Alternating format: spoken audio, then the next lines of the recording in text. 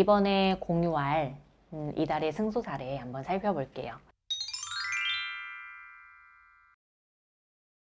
우리 의뢰인분은 약 13년간 이제 혼인 생활을 유지하면서 두 아이를 키우시던 중이었어요. 그런데 이제 상대방의 폭언이나 폭력적인 부분이 지속적으로 있어 왔고, 아무래도 갈수록 더 심해지셨다고 합니다.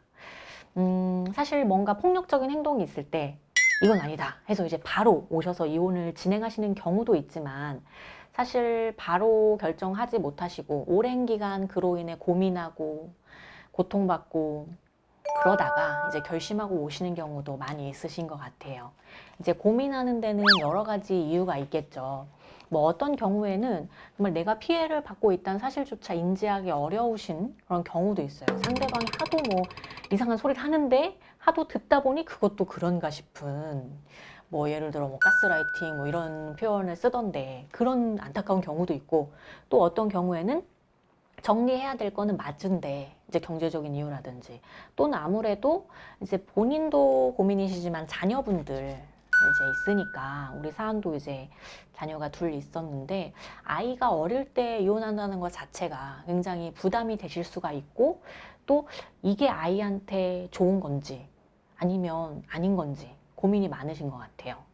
일단은 그래도 아이 아빠가 있는 게 낫지 않을까라는 생각을 하시는 경우, 또는 이건 아니다, 매일 이렇게 집에서 갈등을 겪고 이런 환경에서 키우느니 이혼을 해서 이제 편안한 가정을 마련해 주는 것이 오히려 더 아이한테 좋다.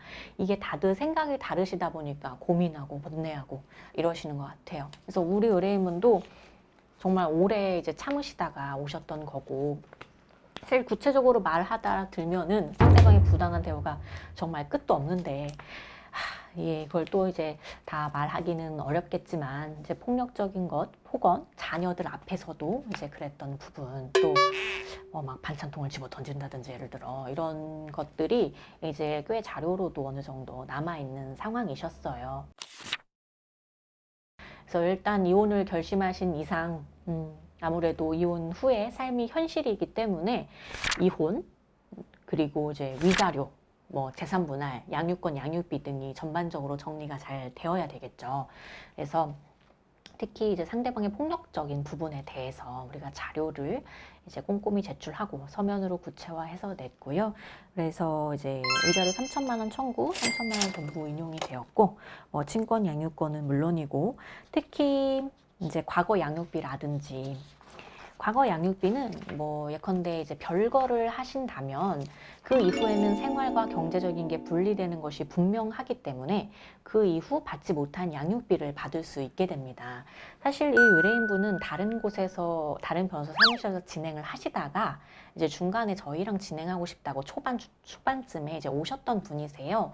그래서 이런 경우가 꽤 있는데, 이미 비용도 들이셨고 또 사실관계도 공유를 하고 있으실 텐데 기존 사무실에서 좀 잘 말씀을 해보셔서 계속 진행하시는 건 어때요? 라고 이제 저희가 확인을 하게 되는데, 이제 의뢰인분께서 웬만하면 그렇게 하고 싶은데, 물론 뭐 전문성일 수도 있고, 또는 이제 본인께서 전달하는 것들이 재판부에 잘 전달이 안 되는 부분이 있다, 좀 그래서 이미 좀 불안한 부분이 있다라고 오셨고, 물론 사전처분 임시 양육비 결정이라는 게 최종 양육비에 비해서는 좀 적게 나올 수는 있어요. 근데 이미 받아온 사전처분 결정도 좀 아쉬운 부분이 있으시더라고요. 그래서 이미 사전처분 결정을 받아서 양육비를 받은 기간도 최종 양육비에 비해 부족한 부분에 있어서는 과거 양육비로 판결해달라라고 저희가 요청을 해서 그 부분이 반영이 되면서 이제 과거 양육비가 1,800만 원이 인정이 되었습니다. 그리고 장래 양육비의 경우에는 이제 월 1인당 100만 원으로 인정이 되었고요. 이 사안에서 사실 재산 분할 부분이 아무래도 상호 다툼이 꽤 있었습니다.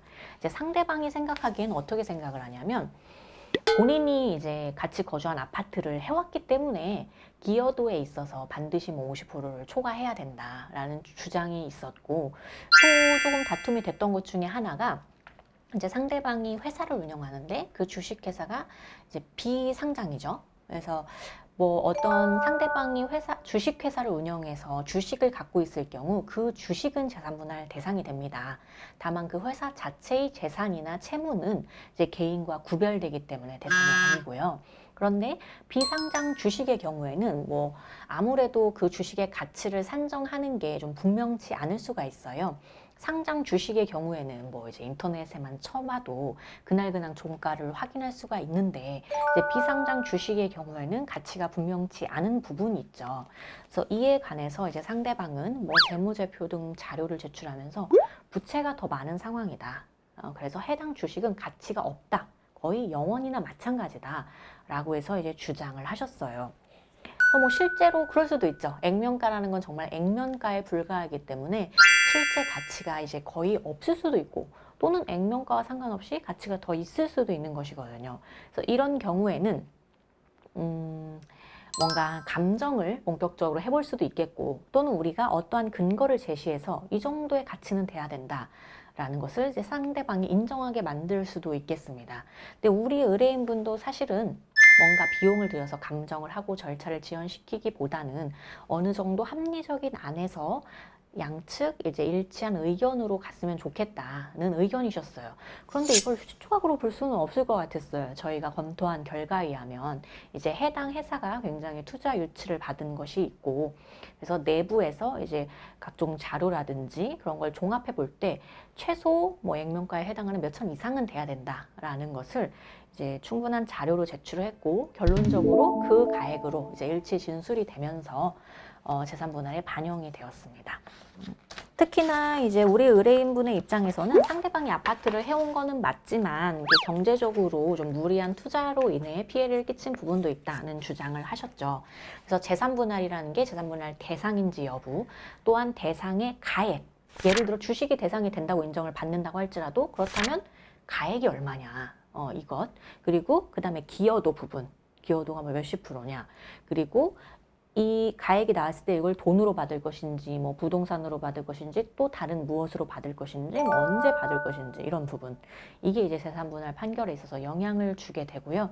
그리고 재산분할 판결이 나왔을 때 또 실제 집행하는 문제가 남게 되죠. 전반적으로 잘 진행을 해야 되는데 일단은 주식을 대상으로 삼았고 그 주식의 가액을 의뢰인분이 원하시는 바대로 짧은 시간 내에 합리적으로 일단은 산정을 받아서 그리고 기여도 부분도 일단 50% 인정을 받으면서 재산분할에서도 이제 합당한 판결을 받은 사안입니다. 이 판결은 그대로 확정이 되었고요. 그래서 우리 의뢰인분이 참 오래 고민하신 만큼 이혼 후에도 이제 판결 합당하게 받으신 만큼 정말 좀 편안하게 잘 지내실 수 있었으면 좋겠다는 생각이 드는 사안입니다.